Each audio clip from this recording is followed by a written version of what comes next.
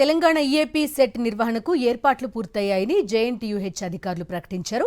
ఈ నెల 29 నుంచి మే 4 వరకు ఈఏపీ సెట్ పరీక్షలు జరగనున్నాయి. 29, 30 తేదీల్లో అగ్రికల్చర్, ఫార్మా పరీక్షలు జరగనుండగా మే 2 నుంచి 4 వరకు ఇంజనీరింగ్ పరీక్షలు నిర్వహిస్తారు. రోజు 2 సెషన్స్లో ఎగ్జామ్స్ జరుగుతాయి. రాష్ట్ర వ్యాప్తంగా 16 ప్రాంతాల్లో 124 పరీక్షా కేంద్రాలు ఏర్పాటు చేశారు.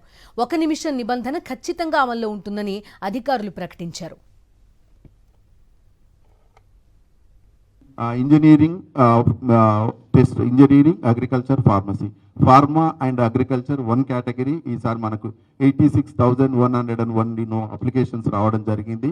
ఆ టెస్ట్ ఏమిందంటే 29 and 30th ఈ 2 రోజులు మార్నింగ్ 9 to 12, తర్వాత 3 to 6 టెస్ట్ కండక్ట్ చేయడం జరుగుతుంది.